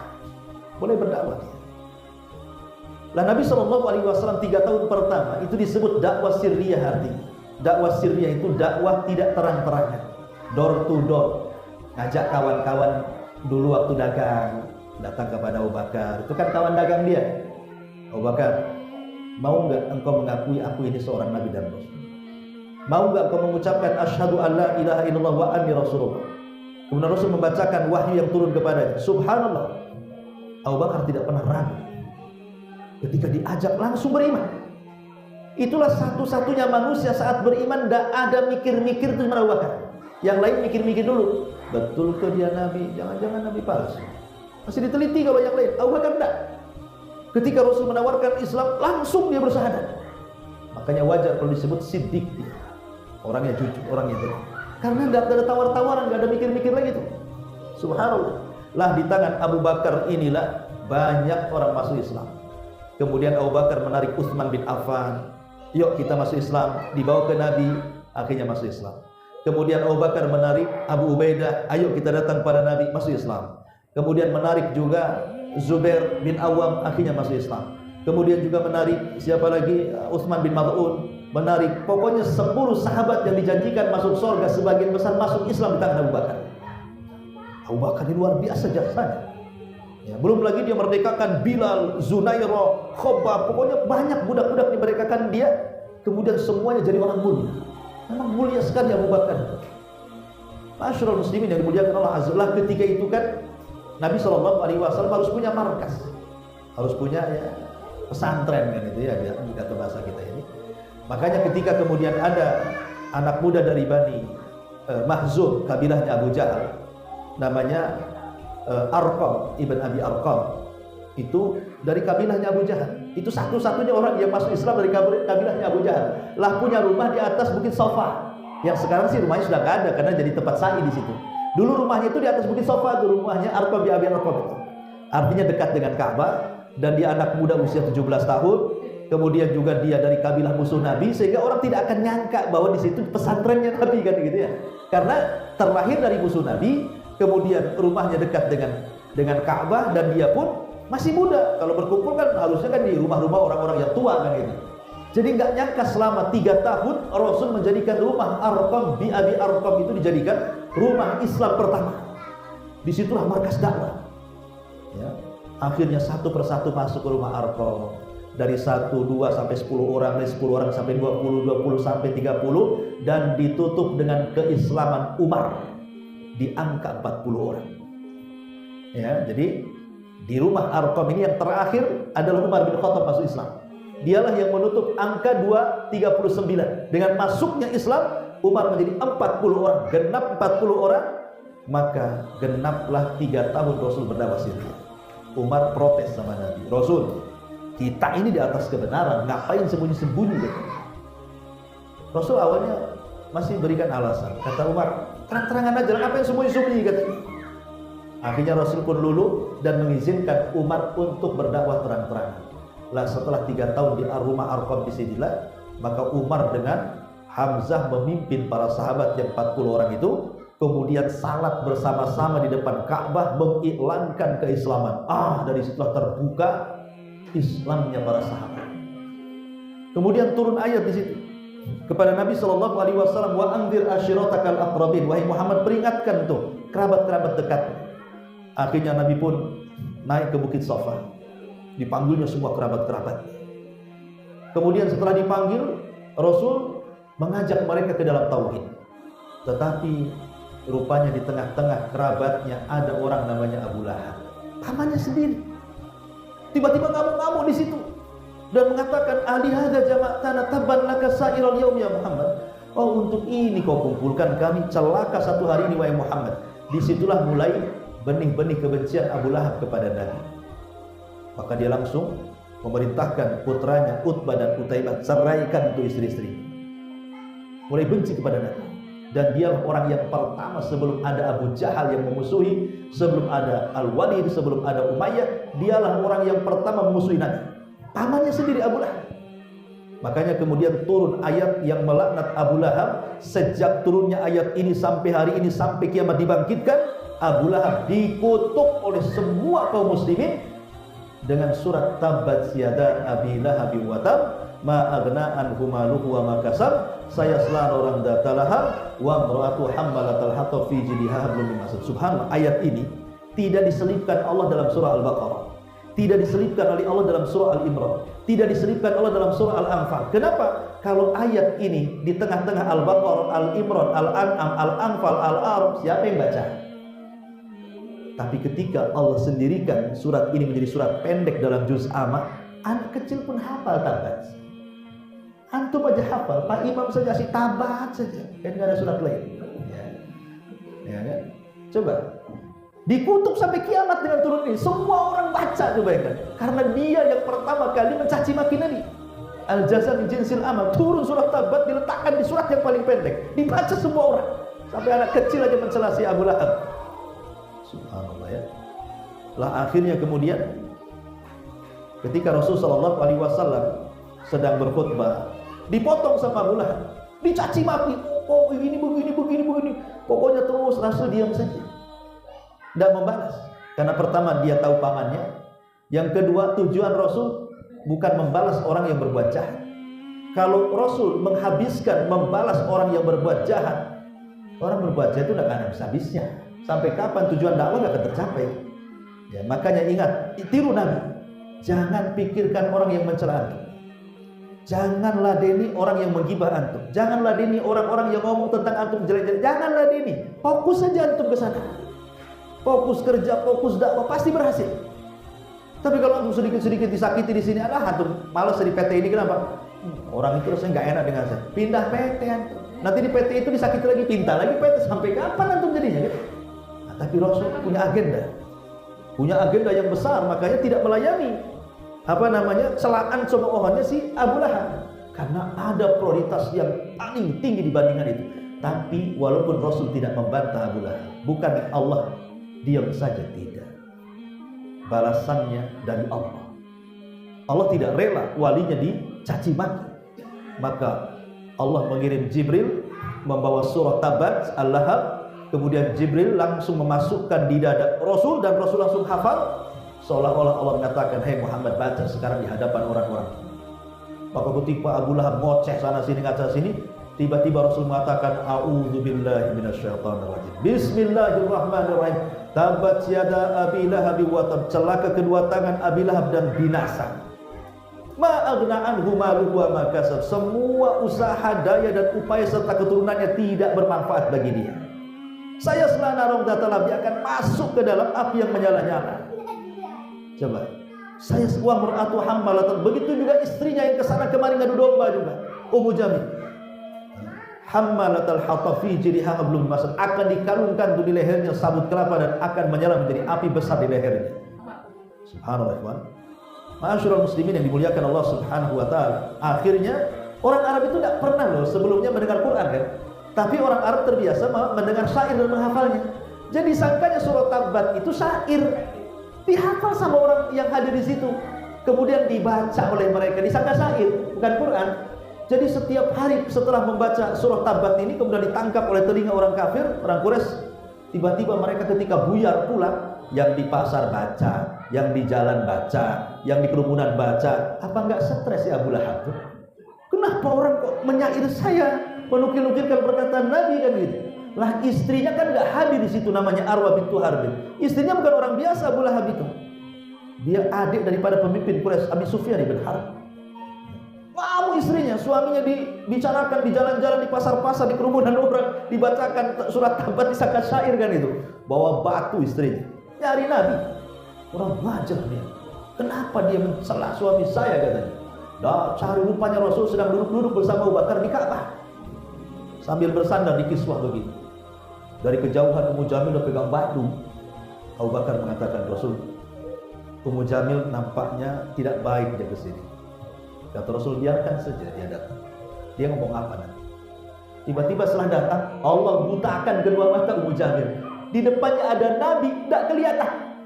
Jadi dia ngomong sama Abu Bakar, hei Abu Bakar, mana kawan Musi Muhammad? Emang ada apa? Kata Abu Bakar, dia telah sampai berita dia telah menghina aku dan suamiku. Kalau aku melihat dia, aku lempar batu ini di mulutnya, katanya.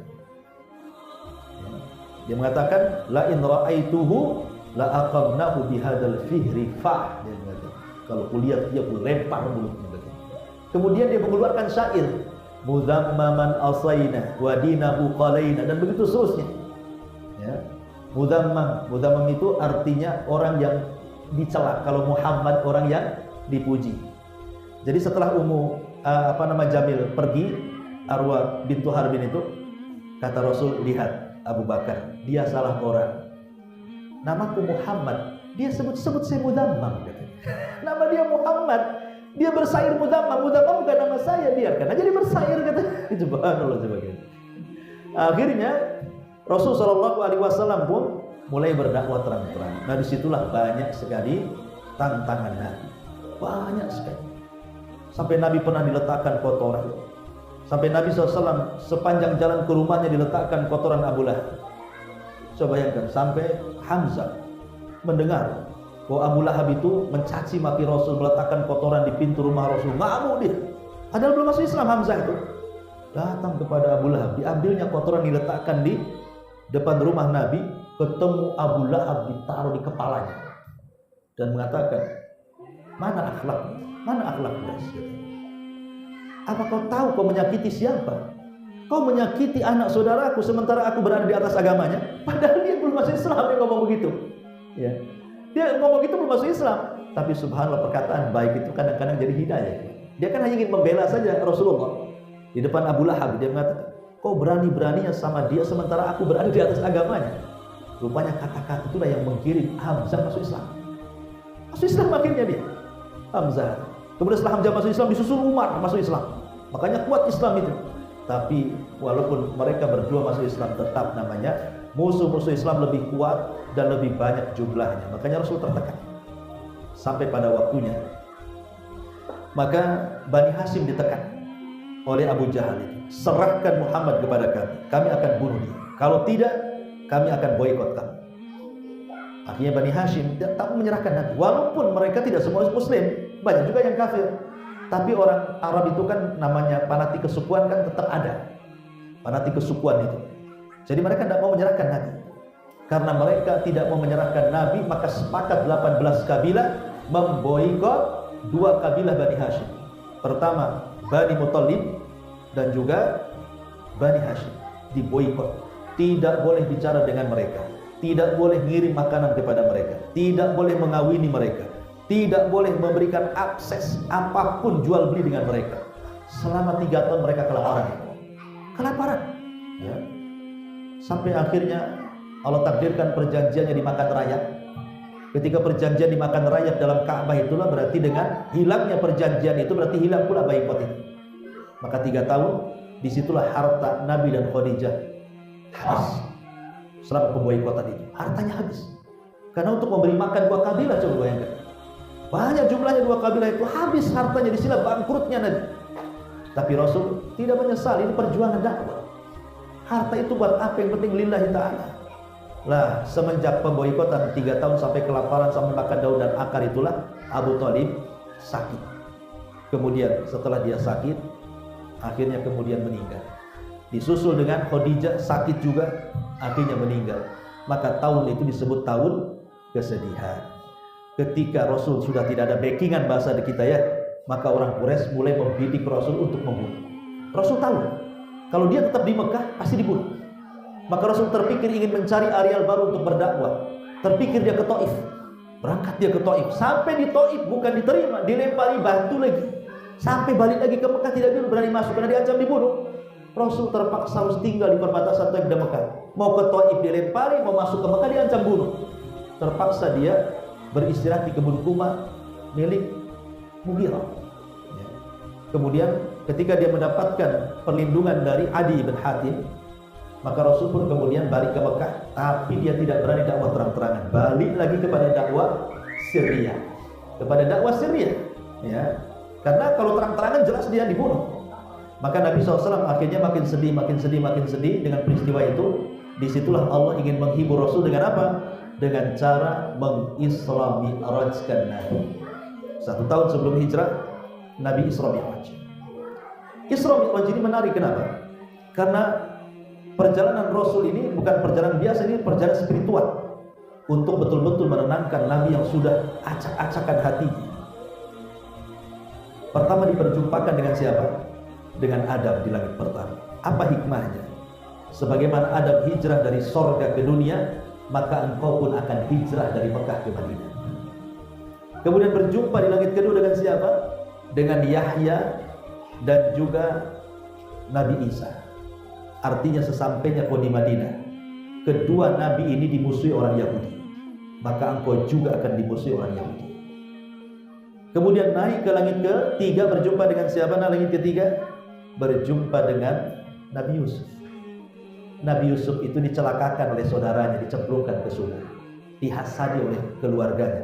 Engkau juga sama, sehingga wajar lihat paman-pamanmu Abu Lahab memusuhimu, karena Nabi Yusuf pun juga sama dimusuhi saudara-saudaranya. Jangan sedih. Kemudian naik ke langit keempat, berjumpa dengan siapa? Dengan Idris. Dan engkau juga akan lebih daripada Idris. Kalau Idris diangkat ke langit keempat, engkau lebih daripada Idris. Engkau akan diangkat oleh Allah lebih tinggi dibandingkan Idris. Jangan sedih. Kemudian naik ke langit kelima, berjumpa dengan Harun. Harun itu lembut, orang yang disukai Bani Israel. Seolah-olah di pelajaran wahai Muhammad, mulai sekarang dakwah harus lembut. Sebab kalau keras tidak akan diterima. Contoh Nabi Harun, disenangi Bani Israel karena kelembutannya. Kemudian naik ke langit keberapa? Keenam, berjumpa dengan Nabi Musa. Nabi Musa itu penyabar orang. Mau diapain aja Bani Israel, sabar kali Musa. Seolah-olah Allah mengatakan, ya Muhammad, tirulah kesabaran Musa. Fasbir kama sabarul azmi. Sabarlah seperti sabar ulul azmi. Lihat Musa sabar, kau harus sabar. Terakhir berjumpa dengan Ibrahim yang mirip wajahnya dengan Nabi. Ya. Sebagaimana Ibrahim sudah membangun Ka'bah, maka engkau juga harus meneruskan memperjuangkan Ka'bah. Maka akhirnya Rasul pun tenang, karena sudah ada gambaran dari peristiwa Isra, perjalanan dia kan, seperti apa. Makanya ketika setelah Isra Mi'raj, kemudian Rasul berusaha berdakwah ke luar, tidak ke entaran Mekah tapi keluar ke jemaah-jemaah haji. Disitulah kemudian berjumpa dengan orang-orang Madinah. Ya, maka adalah sekitar 12 orang masuk Islam. Kemudian mereka pulang. Ya, kemudian terjadilah pembaiatan Aqabah yang pertama. Ya, dihadiri 12 orang. Kemudian terjadi pembaiatan yang kedua, Aqabah kedua, sekitar 70 lebih gitu ya. Kemudian setelah itu mereka meminta kepada Rasul untuk dikirimkan dai ke Madinah. Maka disitulah Rasul mengutus Mus'ab ibn Umair, berangkatlah ke Madinah. Subhanallah, di tangan Mus'ab ini 2 kabilah pemimpinnya masuk Islam, Sa'ad ibn Ubadah dan Sa'd bin Mu'ad. Lah, itulah cikal bakal 2 kabilah itu menjadi Ansor, namanya Khazraj dan Aus. Sehingga ketika Khazraj dan Aus pemimpinnya masuk Islam, kemudian 2 kabilah itu sudah banyak masuk Islam, artinya Islam sudah tersebar di Madinah. Disitulah Allah perintahkan Rasul untuk hijrah ke Madinah. Di sana sudah banyak orang Islam. Maka Rasul mengajak semuanya untuk hijrah, baik yang hijrah sebelumnya ke Ethiopia, yang hijrah 2 kali, pokoknya semua harus balik semua ke Madinah. Maka dari semua arah para sahabat mereka hijrah pelan-pelan, dan inilah fase kedua di bulan Rabiul Awal, hijrah Nabi. Dan hijrah ini subhanallah menjadikan wajah Islam yang tadinya tertekan menjadi merdeka, yang tadinya tidak punya negara jadi punya negara, yang tadinya susah menyebarkan Islam jadi tersebar Islam, yang tadinya Islam sangat direndahkan menjadi mulia berkat hijrah Nabi SAW. Hijrah ini luar biasa. Makanya dijadikan Umar bin Khattab radhiyallahu anhu sebagai penanggalan dalam Islam. Penanggalan dalam Islam, almanak Islam itu diambil dari hijrah Nabi. Ada 1 Hijriah, 2 Hijriah, 3 Hijriah, begitu seterusnya. Lah sesampainya Nabi SAW di Madinah, ya singkat saja karena sudah malam juga. Maka yang pertama kali pekerjaan Rasul di Madinah membangun masjid. Pertama Masjid Quba, kemudian Masjid Nabawi. Setelah terbangun masjid, kemudian Rasul mempersaudarakan orang Ansor dan orang Muhajir. Setelah mempersaudarakan orang Ansor dan Muhajir, Rasul membenahi ekonomi dengan cara membuat pasar untuk menandingi pasarnya Yahudi. Karena ketika itu di Madinah ekonomi dikuasai Yahudi. Ada namanya pasar Bani Kunaiko.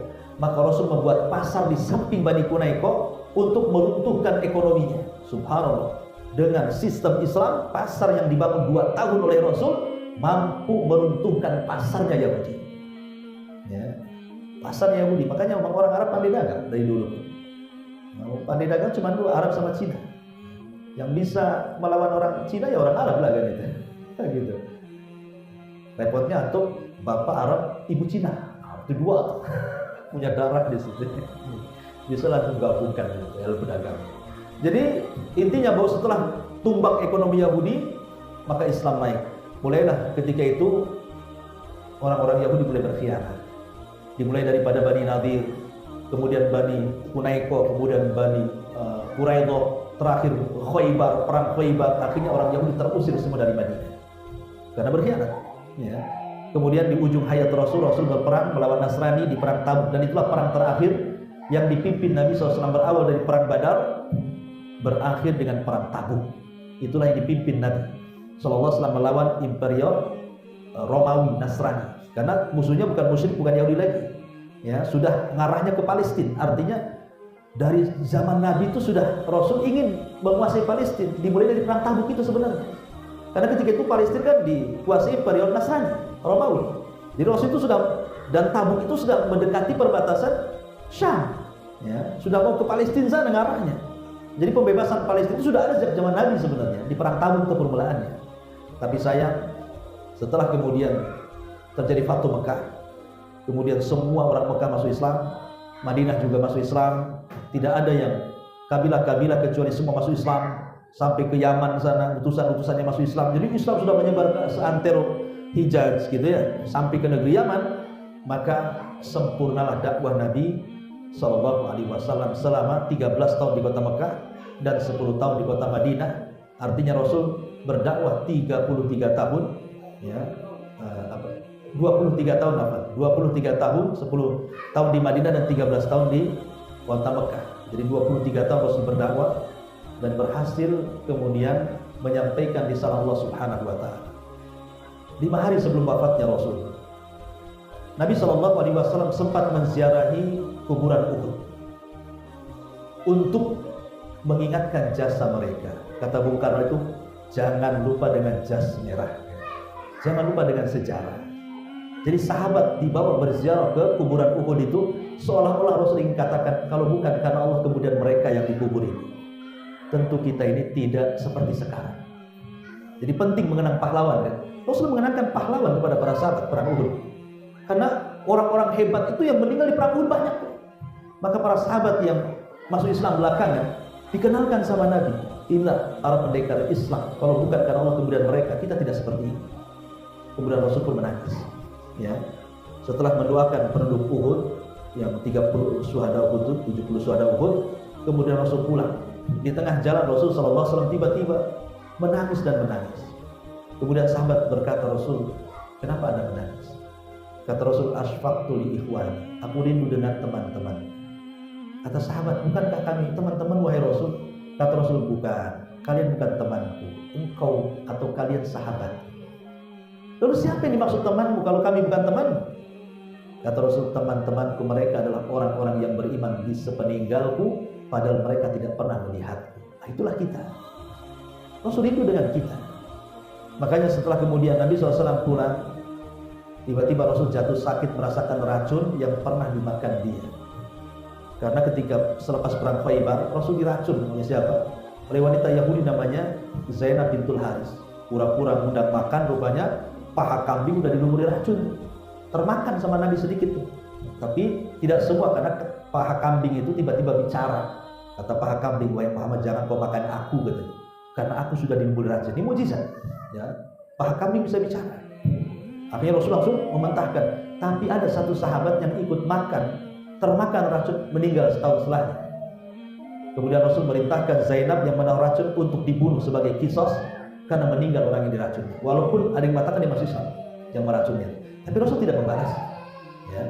Akhirnya kemudian karena racunnya sudah mulai menjadikan penyebab sakitnya beliau, maka Rasul pun demam ketika itu berada di rumah Safiyah, dan dia mengatakan kepada Safiyah, "Wahai Safiyah, izinkan aku untuk dirawat di rumah Aisyah. Kasih tahu istri-istriku yang lainnya." Akhirnya semua istri-istrinya dikumpulkan. Rasul minta izin supaya tinggal di rumah Aisyah. Kenapa di rumah Aisyah? Kenapa tidak di rumah istri yang lainnya? Karena satu-satunya kamar yang selalu Jibril datang dan menurunkan wahyu hanyalah di kamar Aisyah. Rasul tidak punya rumah. Kalau rumah kan kayak kita ada kamar-kamar. Nah, Rasul tuh istri-istrinya ditaruh di kamar-kamar. Bahasa kita kos-kosan lah. Satu kamar. Yang disebut al-hujurat. Dalam Quran itu ada surah al-hujurat, kamar-kamar. Ya. Jadi dia minta izin. Kenapa kamar Aisyah? Karena disitulah Jibril selalu turun.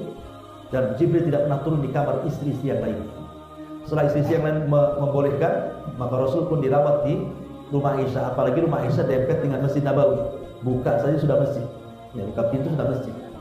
Jadi ketika sahabat melihat kondisi Rasul makin parah, maka mereka pun berkumpul di Masjid Nabawi.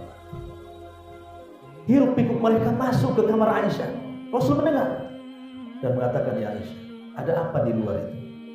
Kata Aisyah, "Rasul, mereka takut kepadamu." Maka Rasul SAW mengatakan, "Baik, kalau begitu aku ingin menemui mereka." Dengan susah payah Rasul itu berjalan, minta kepada Fadl dan Ali, "Tolong papa aku temui sahabatku." Ini terakhir kalinya Rasul bertemu dengan para sahabat. "Naikkan aku ke atas mimbar." Maka Rasul pun dinaikkan ke atas mimbar. Itulah khutbah terakhir Nabi. Habis itu Rasul tidak pernah berkhutbah. Panjang lebar Rasul berkhutbah. Setelah itu mendoakan para sahabat dan mendoakan kepada orang-orang yang setelah Rasul meninggal. Ya kita ikut didoakan juga. Kemudian Rasul turun dari mimbar, masuk ke rumah Aisyah. Sejak itulah sakitnya makin parah. Maka tepat di tanggal 12 bulan Rabiul Awal tahun 11 Hijriah, maka Nabi SAW kemudian didatangi Jibril dan Malakul Maut, dan disitulah kemudian Malakul Maut mencabut ruhnya Rasul. Ketika itu Jibril memberikan pilihan kepada Rasul, "Apakah kau ingin tetap hidup? Sekarang kau sudah berhasil dengan dunia di hadapanmu, ataukah kau meninggal dan menyusul teman-temanmu di sorga di atas Rafiqul A'la?" Tapi Rasul memilih menemui teman-teman para nabi di Rafiqul A'la sambil mengangkat kedua tangan jarinya ke atas, ila Rafiqil A'la, ila Rafiqil A'la. Kata Aisyah, aku tahu Rasul sedang dipilih, sedang dibuatkan pilihan, tapi Rasul memilih akhirat. Kemudian Rasul mengatakan, "La ilaha illallah wa inna lil mauti la sakarat." La ilaha illallah, sungguh dalam kematian itu ada sakarat. Kemudian Nabi mengatakan kepada Aisyah, "Katakan kepada umatku, as-salatu wa ma malakat aimanukum." Jaga solat dan jagalah budak hamba sahaya kalian. Kemudian Rasul mengatakan, "La ilaha